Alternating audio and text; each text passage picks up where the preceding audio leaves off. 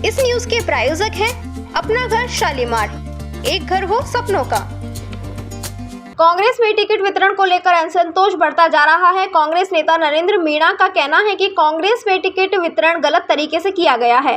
कांग्रेस में राजगढ़ में ऐसे व्यक्ति को टिकट दिया गया है जो कांग्रेस के सदस्य तक नहीं रहे हैं। अब उनके समर्थक निर्दलीय चुनाव लड़ने के बारे में तय करेंगे। मीणा ने कहा कि टिकट वितरण सही तरीके से नहीं हुआ है। टिकट वितरण को लेकर नाराजगी जताते हुए नरेंद्र मीणा ने कहा, पैसों के बल पर टिकट वितरण हुआ है। जिस व्यक्ति को कांग्रेस की रीति नीति नहीं पता, उसकी सदस्यता को लेकर भी स्थिति स्पष्ट नहीं, उसे टिकट देने से वर्षों कांग्रेस की सेवा कर रहे कार्यकर्ताओं में रोष है। नरेंद्र मीणा ने कहा कि कांग्रेस में कोई भी कार्यकर्ताओं से बड़ा नहीं है, चाहे वे भंवर जितेंद्र हो या मंत्री टीकाराम जूली। अगर कार्यकर्ता हैं तो कांग्रेस है। अगर पार्टी अच्छा परिणाम चाहती है तो 6 नवंबर से पहले पार्टी घोषित प्रत्याशी पर पुनर्विचार करेगी।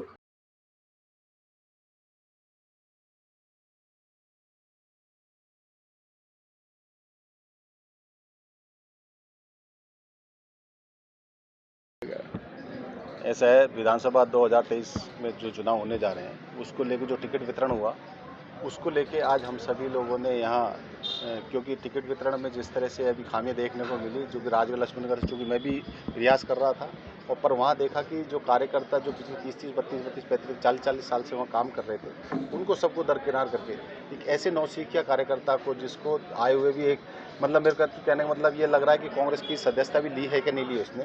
1.5 साल पहले वो आता है और 1.5 साल पहले चीफ इंजीनियर से वहाँ से रिटायरमेंट होकर आप यहाँ आते हैं और आने के बाद आप जो भी जिस तरह सूत्रों का अनुसार पता लग रहा है कि जिस तरह वो लोग कह रहे हैं कि पैसों के दम पर आप यहाँ टिकट के लेके आते हैं, जिससे कार्यकर्ताओं में बड़ा निराशा है, बड़ा रोष है।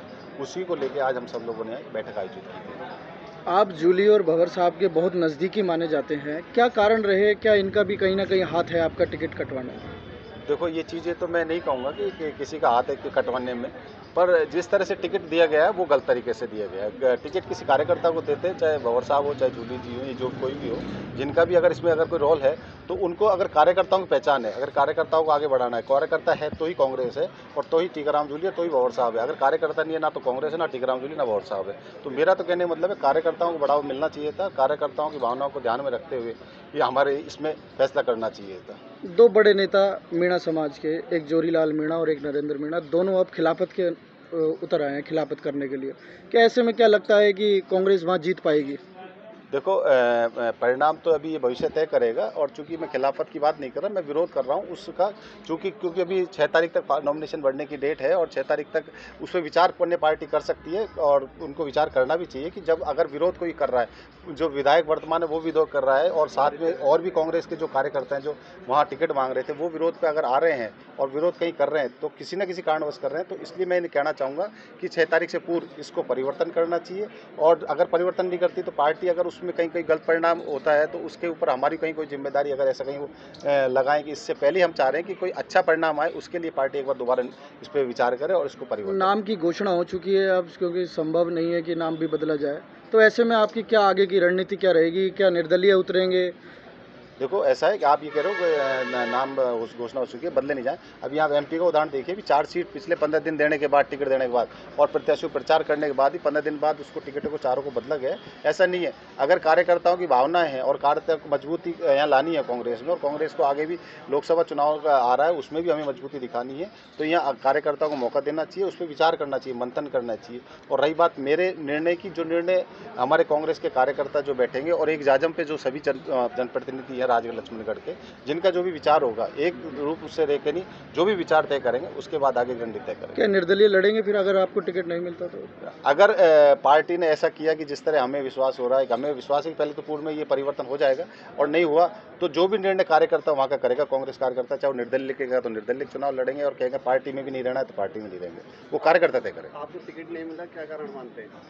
उसका कारण मैं एक प्रेस कॉन्फ्रेंस करूंगा, उसमें बताऊंगा, उसमें बहुत सारी सनसनीखेज खुलासे करूंगा, क्योंकि उसके पीछे ही बहुत बड़ा राज है। आपने मीटिंग में आपने ये भी कहा कि टिकट बिक गया है, इसके बारे में क्या सूत्रों के कहें? अनुसार जिस तरह से कल से कयास लगाए जा रहे हैं, जिससे कल से जो बातें आ रही हैं उसमें यही कहा जा रहा है कि भाई क्योंकि चूंकि हमें भी ये विश्वास नहीं था कि जिस आदमी को 15 दिन पहले तक कोई लाभ जान नहीं रहे थे और एकदम 15 दिन में ऐसा क्या कर दिया उसने जो खास उसमें जो जिससे कि वो सारे के सारे की टिकट परिवर्तन तक की नौबत आ गई। जब तक 3 दिन पहले कोई और बात चल रही थी और 3 दिन में ऐसा क्या उसने इतना स्पेशल काम किया जिसके उसको टिकट मिल गया। आज क्या रणनीति करिए, कहाँ दिल्ली जाएंगे, क्या जयपुर जाएंगे? अभी हमने कार्यकर्ताओं मीटिंग की जिसमें हमने 2-3 बातें रखी, जिसमें हमारे नेताओं को अवगत कराने के लिए दिल्ली जाने की बात एक आई है, दूसरी एक महापंचायत करने की बात आई, तीसरी सभी जो जनप्रतिनिधि जो टिकट मांग रहे थे कांग्रेस उनसे मिलकर एक जाजम पर बैठ के चर्चा करने की। ठीक है।